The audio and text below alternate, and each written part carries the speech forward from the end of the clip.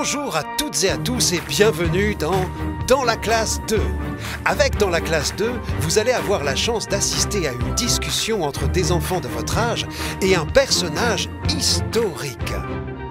Marie Curie, Napoléon ou encore Néfertiti. Écoutez ces figures de l'histoire vous raconter les événements marquants de leur vie et surtout répondre aux questions de leur jeune public. Prêts ? Alors, en avant pour découvrir Dans la classe de... Marie Curie! Allez, fin de la récréation, tout le monde rentre. Mais alors, qu'est-ce que c'est que ces visages tristes ? Expliquez-moi, qu'est-ce qui se passe ? C'est que dans la cour, il y a un grand qui nous a dit que l'école, ça servait à rien du tout. Et il a dit que tout ce qu'on apprenait, ça nous serait jamais utile plus tard. Et les mathématiques et tout, il dit que c'est bon que pour les intellos. Et que lui, il préfère apprendre à se battre pour faire la guerre. Intéressant. Et vous savez quoi ? Je vais vous faire rencontrer une grande scientifique qui va vous prouver que ce que l'on apprend à l'école peut être très utile pour plus tard. Et pour ça, on va ouvrir... Le grand livre d'histoire! Parfaitement. Et aujourd'hui, nous allons discuter avec Marie Curie.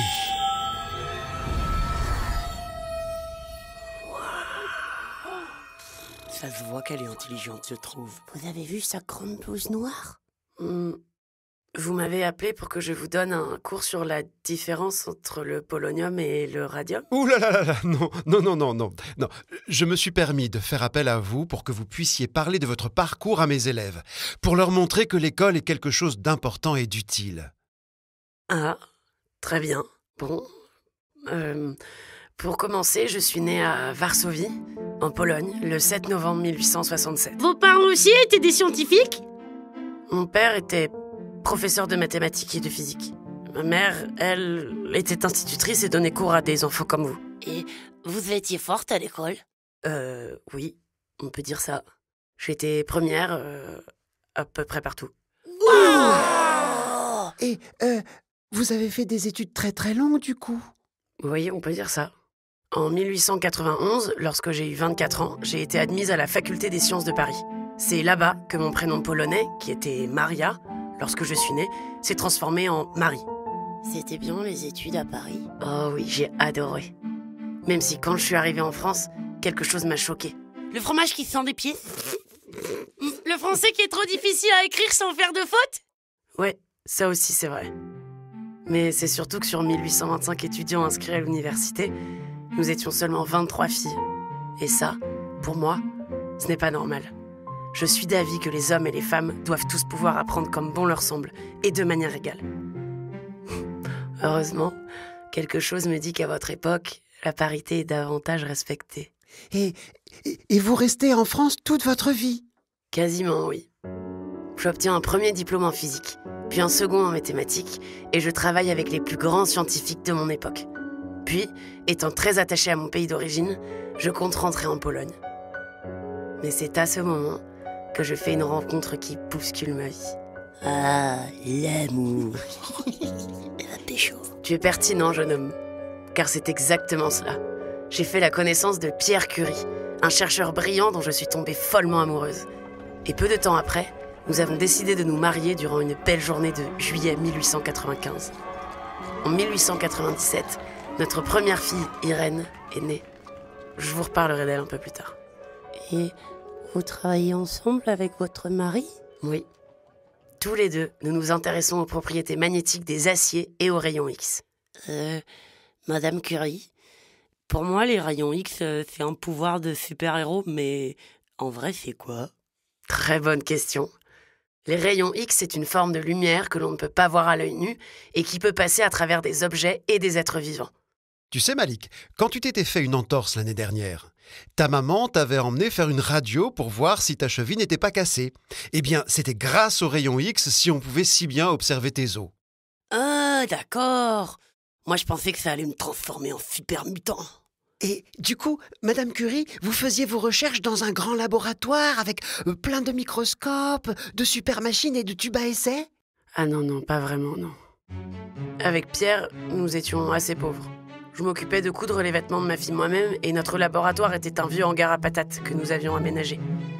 À cette époque, nous faisions des recherches sur l'uranium, un minerai hautement radioactif. Le problème, c'est que nous ne savions pas à quel point c'était dangereux. Et nous n'avions aucune protection.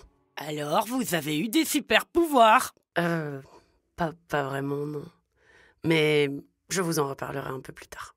Et un chercheur, ça cherche, mais est-ce que ça trouve des fois? Bien sûr, bien sûr. En 1898, avec Pierre, nous avons fini par découvrir 2 nouveaux éléments radioactifs que nous avons nommés radium et polonium. Le polonium, vous l'avez appelé comme ça à cause de la Pologne? Belle déduction, jeune fille. C'est tout à fait ça. Et après, vous gagnez un grand prix. Quoi? Vous faisiez des courses de voitures aussi? Non, Malik. Là, on parle d'un prix que l'on donne à de grands chercheurs, le prix Nobel. Il a été créé par Alfred Nobel, un industriel qui a légué sa fortune pour que chaque année, on puisse récompenser les personnes ayant fait des découvertes en chimie, en médecine, en littérature, mais aussi en physique. Et il est important de souligner que Madame Curie fut la première femme à le recevoir. Exactement. En 1903, d'abord, puis un second en 1911.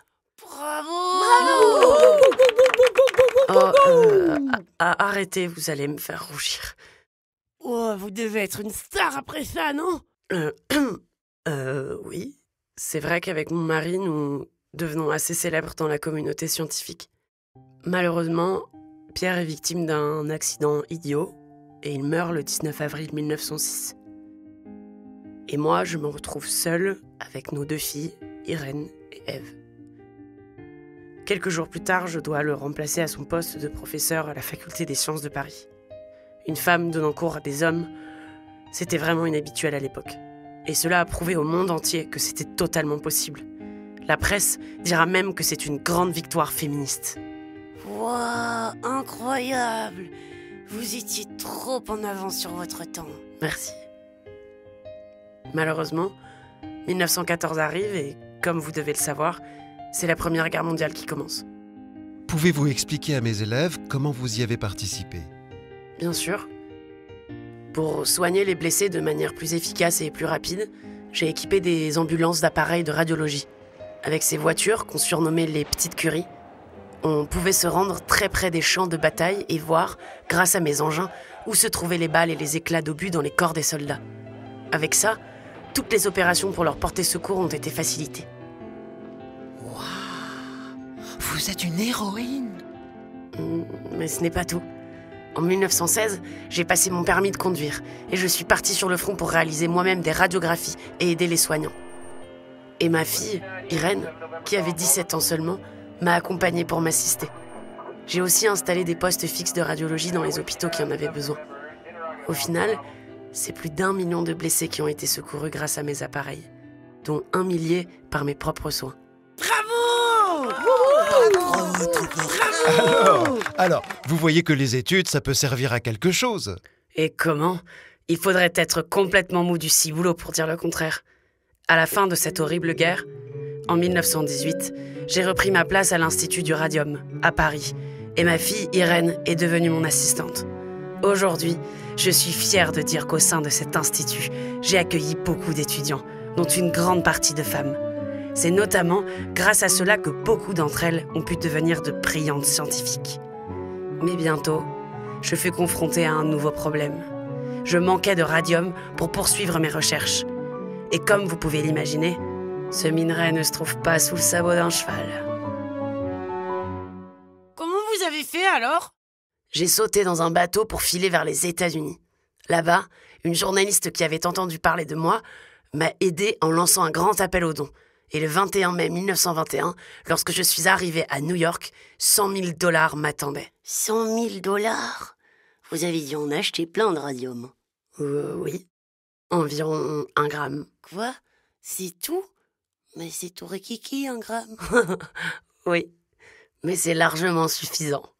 Vous continuez vos recherches quand vous rentrez en France? Oui, toute ma vie a été dédiée à cela, à la recherche et aux découvertes. Mais bientôt, tout cela touche à sa fin. Pourquoi? Mais qu'est-ce qui se passe? Le radium, utilisé en petite quantité, permet d'aider à soigner de graves maladies telles que le cancer. Mais moi, je travaillais à son contact tous les jours. et ce, sans aucune protection. Comme je vous le disais un peu avant, cela a eu un impact très très mauvais sur ma santé. Je suis partie me reposer en Haute-Savoie et je meurs dans ces belles montagnes le 4 juillet 1934.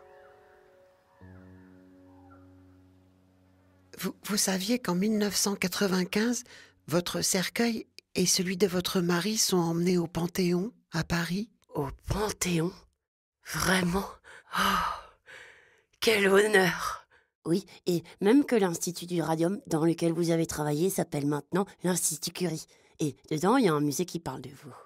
Eh bien, entre le Panthéon et ce musée, j'ai du tourisme à faire, moi. Je vous laisse, les enfants. À bientôt. Au revoir, Madame Marie Curie. Allez, allez, allez. Vous pouvez sortir, c'est l'heure de la récréation. Eh bien quoi? Vous ne voulez pas aller prendre l'air? Certainement pas. Moi, je reste travailler. C'est trop important pour faire de grandes choses. Ouais, pas comme ce que nous dit le grand de tout à l'heure.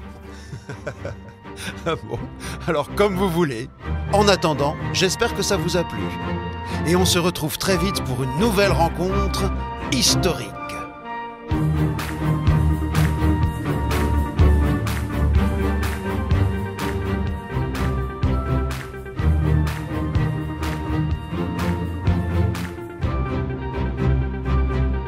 Cet épisode a été écrit par Thomas Le Petit-Corps, interprété par Vincent Paillet et Clara Ziegler, mise en musique par Léopold Roy et Fanny Dupuis. À bientôt pour un nouvel épisode de Dans la classe 2.